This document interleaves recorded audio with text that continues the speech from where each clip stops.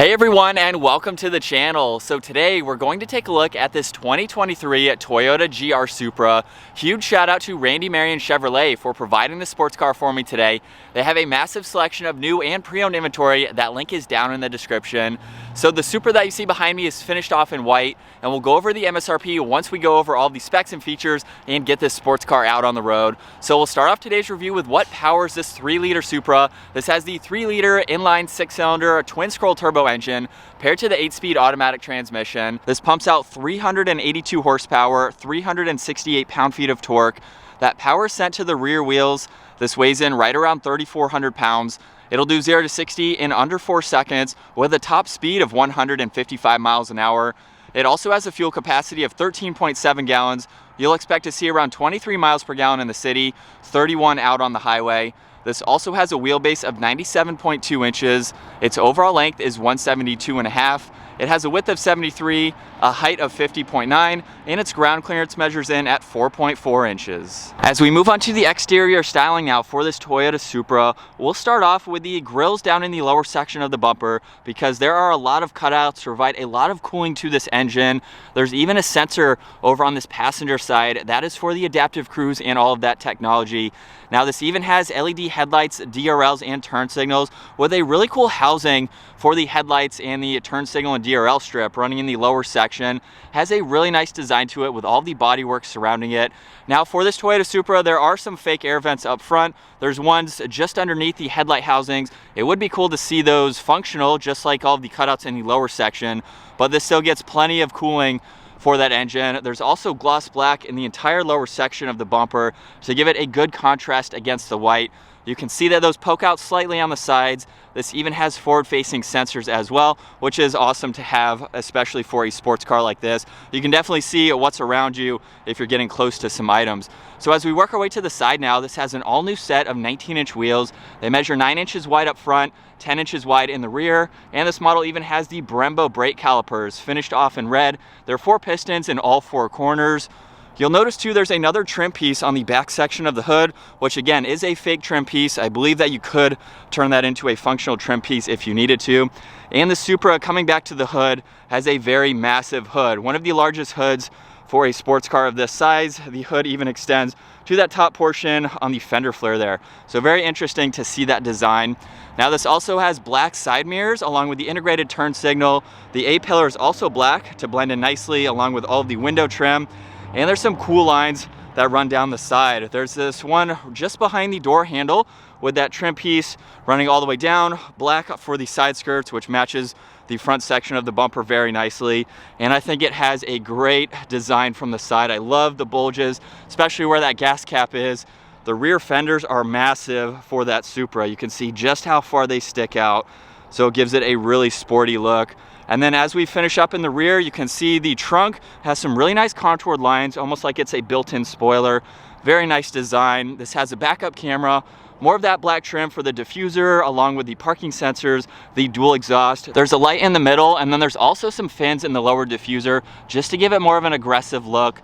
I think it has a great exterior design and styling to it, very unique compared to other sports cars.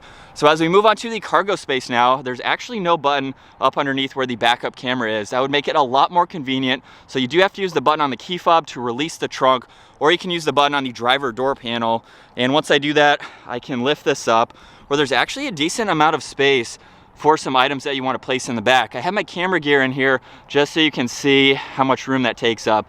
There's also 2 speakers just behind that. So if you don't get the speaker package, I believe you don't have that extra area there. So it gives you a little bit more of a flatter surface, but you can definitely fit in a lot of items. You even have this cover here, which is removable. So if you need to fit in some larger items, you can. So it's pretty practical for a 2-seater vehicle. Now up top, there's also a grab handle on each side. So it's very easy to close that up. And as we move on to the driver interior now, of course you can lock and unlock this car using that door handle. And then the door panel has some leather on it along with stitching. There's some more piano black trim along with the window controls. The side mirrors are also power folding. There's that second trunk release button along with 2 speakers for that JBL audio sound system. And as we work our way to the interior, we get the black leather seats with some brush trim accents in the upper section. These are automatic seats, so all of those adjustments are down on the side, along with the memory seating adjustments, which is nice to have. And at 5'10", I can work my way into these front seats. It is a low car. The top pillar here is a little bit shorter than where it should normally be, so it's a little bit awkward to get in, but it's really not all that bad. And as we look at the steering wheel now, it's completely covered in solid black leather. On this left side, you'll see the cruise and adaptive cruise control settings. The right side, there's mode and volume along with Bluetooth and voice commands. This even has steering wheel mounted paddle shifters, and we have some more stitching running along the inside of the steering wheel. But let's fire up this Supra. With my foot on the brake, that button is over on the right side. We can bring this to life.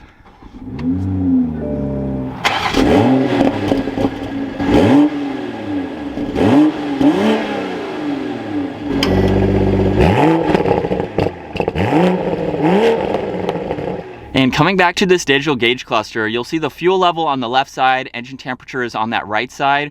Right in the middle is what gear you're in, along with the tach and miles per hour is over on that left side.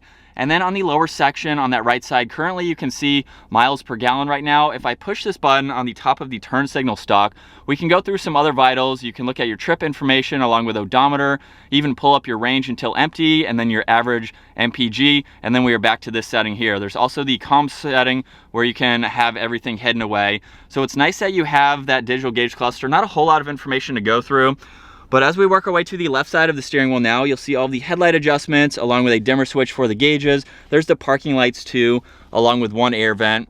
Now this also has a heads-up display. So currently it's showing miles per hour along with the speed limit sign. And then if you put this vehicle into sport mode, just by clicking this button down below, you will see the tach slightly change. So up by that 7 on the RPM, you can see that disappear, and then in sport mode, it will reappear.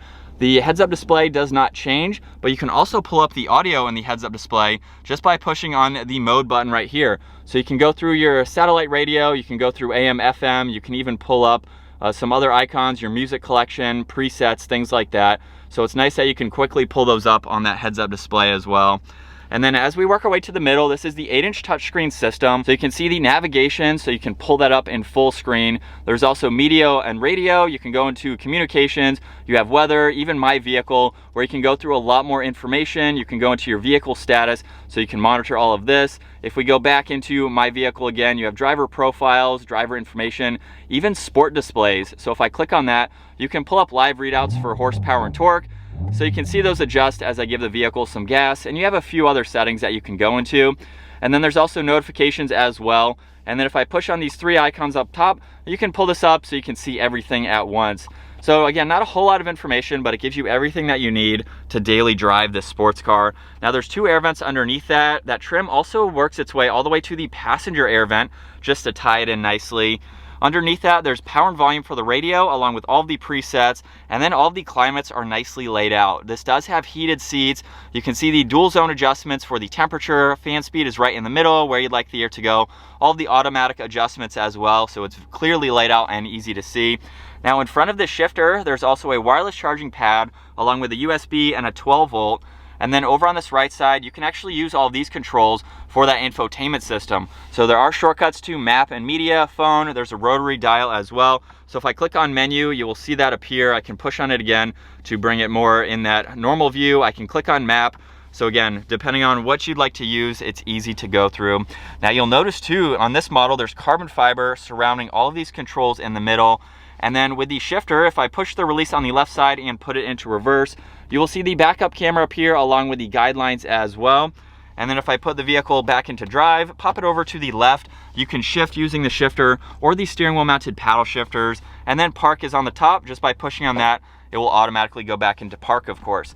Now behind that, there's the electronic parking brake along with traction control, the sport mode button, which I just showed. And then behind that, there's the parking sensors, which you can turn on and off, along with the safety system as well. So just some of the standard safety technology features that are available. Now, right in the middle, there's no center console area. There are 2 cup holders right here. And then you do get a little bit of storage just behind that. And then a look out of the trunk here. It's nice that you do get some access from the driver's seat. And you can see above this stabilizer bar right in the middle, all the way out of that back window. So there's a lot of visibility, very open feeling on the inside. You even get a little bit more storage for the glove box there. And we'll take another look at these beautiful seats. And then up top, there's a few call buttons and then the dome lights as well. As we get behind the wheel now for this 2023 Toyota Supra, let's go over the MSRP for this sports car. Now, like I mentioned earlier, I think I did, there are two different engine options that you can now get for the Supra. There's a 2-liter 4-cylinder and then the 3-liter inline 6, which of course we are in right now. So the base starting MSRP for the Supra in general is right around $42,000. And then for the 3-liter that we're in, it's closer to 57, 58 grand. For the performance in the car that you are getting, Toyota partnered with BMW, so you are getting a very, very nice interior as well as a very well-balanced vehicle. This has a 50-50 weight distribution to it, so it is so much fun to drive, and for the price, I think you're getting a phenomenal car. Now, all new for the 2023, you can now get the 6-speed manual transmission, which I hope to drive at some point.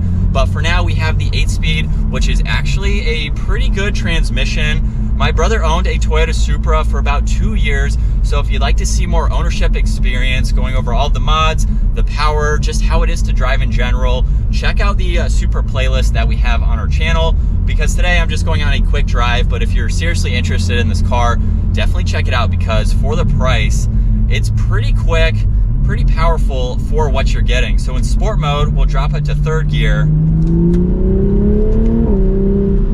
And a mild acceleration, you can hear some of those pops. It definitely gets louder when you throw on an aftermarket exhaust, like my brother did on his Supra. It sounds very, very good. Let's do one more quick acceleration here.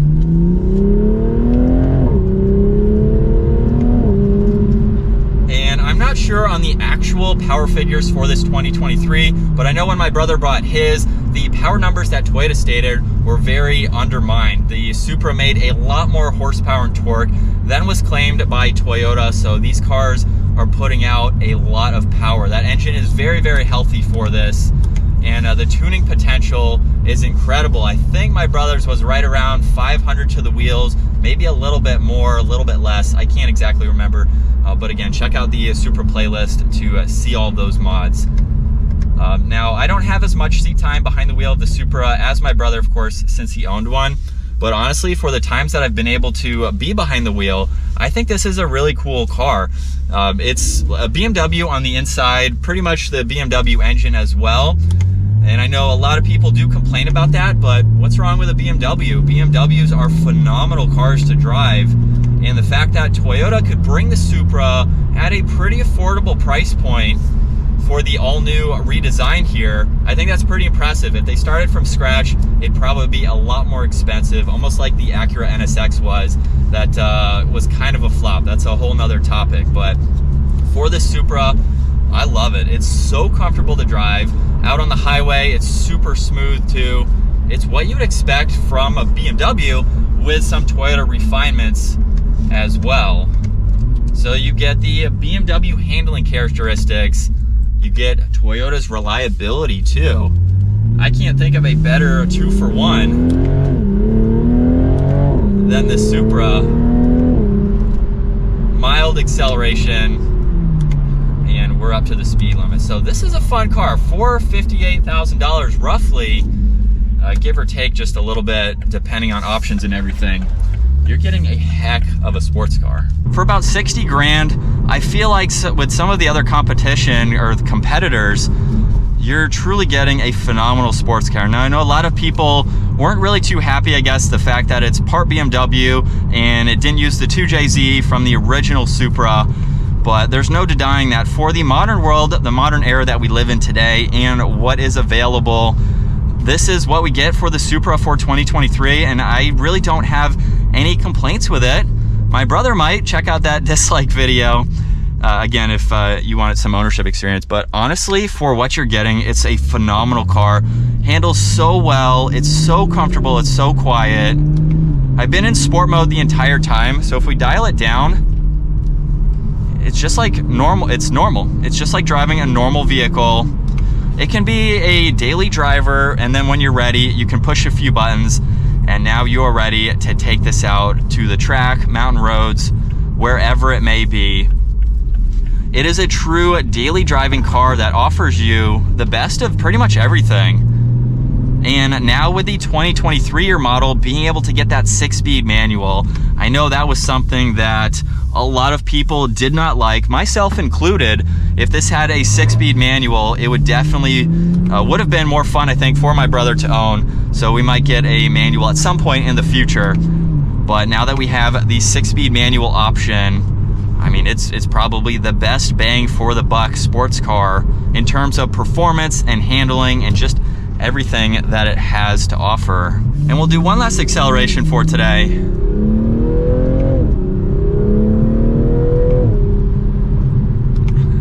Definitely a fun car to drive. Shifts are incredibly quick too. I love how responsive they are going through this 8-speed.